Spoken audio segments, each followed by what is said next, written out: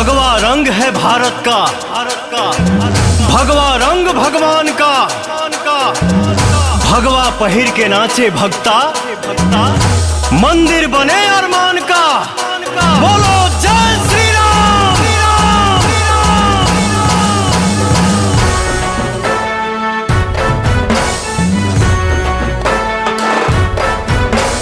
राम राम राम सिया राम राम राम राम राम राम सिया जय श्री राम।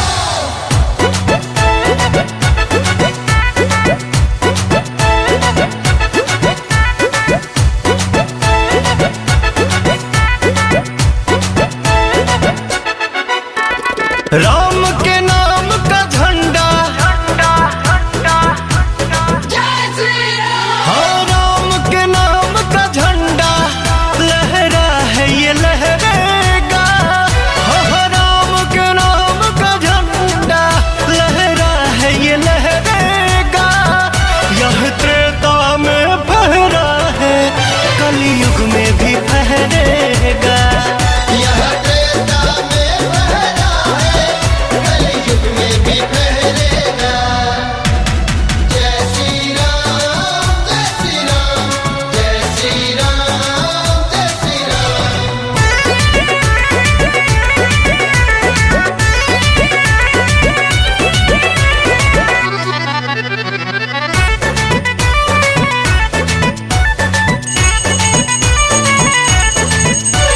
हिंदुस्तान की धरती क्यों नहीं जय श्री राम कहेगी। राम नाम नहीं मिटने वाला जब तक सृष्टि रहेगी। हम धर्म सनातन वाले हैं, हम धर्म सनातन वाले हैं। हमने पाया वरदान है, हर माँ के दिल में सीता है, हर सीने में प्रभु श्री राम है। हिंदुस्तान की धरती क्यों नहीं जय श्री राम कहेगी।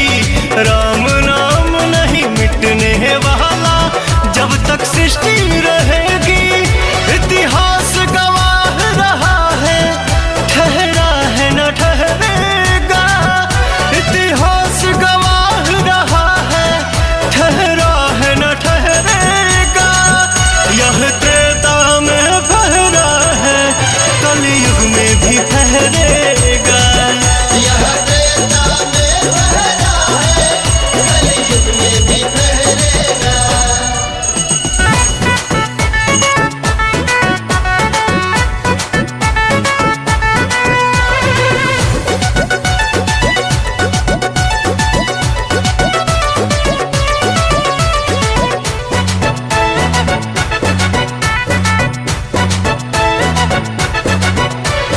बोल रही है गंगा, बोल रहा है पर्वत सागर। हर हिंदू के सीने में है राम नाम का आदर। हम मंदिर वहीं बनाएंगे, हम मंदिर वहीं बनाएंगे।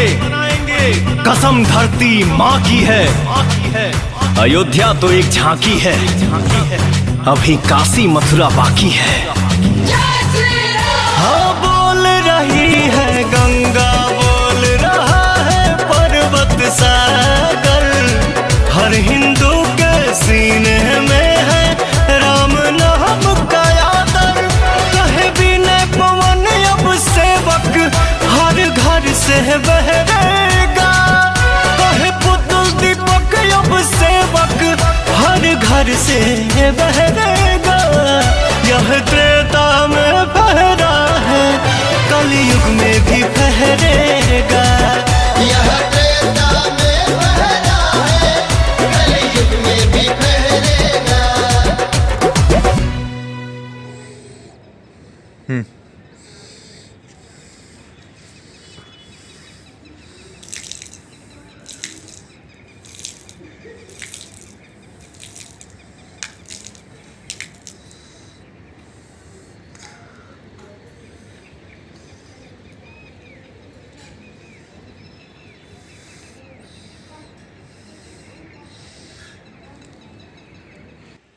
Señor.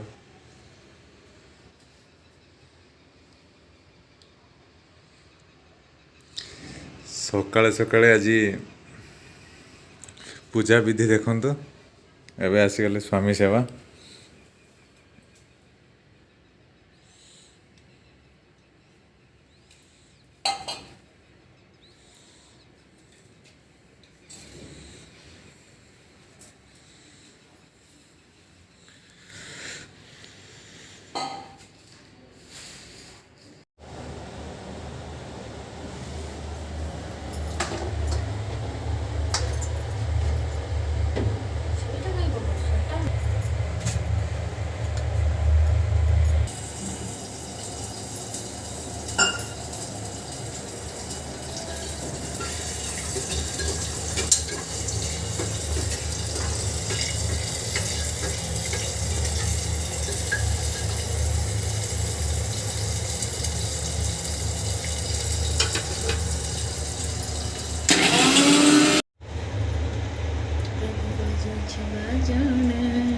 ରାମନବମୀରେ ଖାଇତେ ଦେବା କେତେ ବଡ଼ ପୁଣ୍ୟର କଥା ଜାଣିଛ?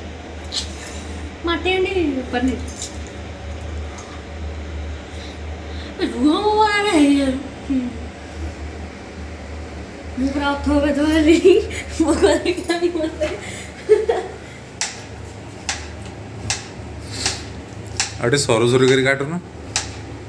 ମତେ ଭୋକର ଯାହା ହେଲାନି ତମେ ଆଜି ସରୁ ସରୁ ହନୁମାନ କିଛି ବୁଝାନି। ଏଇଠି ନା ଜଟ ବି ଖୋଲା ହେଇଛି ଜଟ ଆଜି ନାହିଁ। ରାମନବମୀ ସ୍ପେଶାଲ ଯାହା ହବ ସବୁ ସ୍ପେଶାଲ। ହଉ ଲୋ ମା ହଉ। ଏଇଟା କ'ଣ? ଆଳୁ ଭର୍ତ୍ତା। ଓ କ'ଣ ହଉଛି ସେ?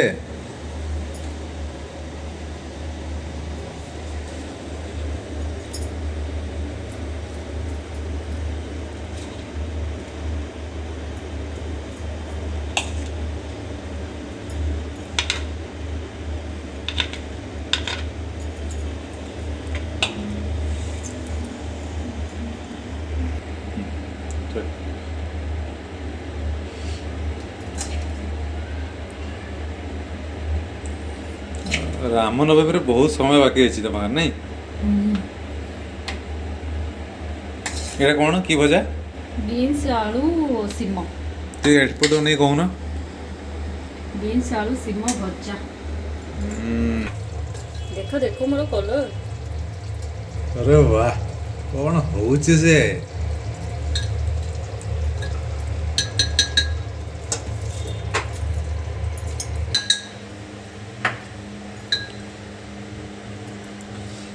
ଘରେ ପ୍ରସ୍ତୁତ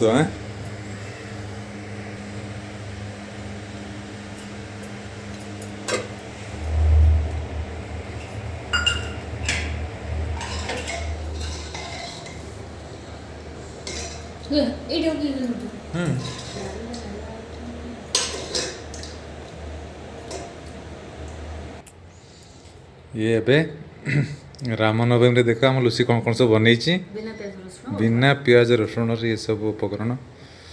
ବାଃ ଭାଇମାନେ ଆଶା କରୁଛି ଆପଣମାନେ ବି ଆଜି ରାମନବମୀରେ ବିଭିନ୍ନ ପ୍ରକାର ଏମିତି ବ୍ୟଞ୍ଜନ ବନେଇ ଏନ୍ଜୟ କରିଥିବେ। ଖାଇବାରେ ଯେଉଁମାନେ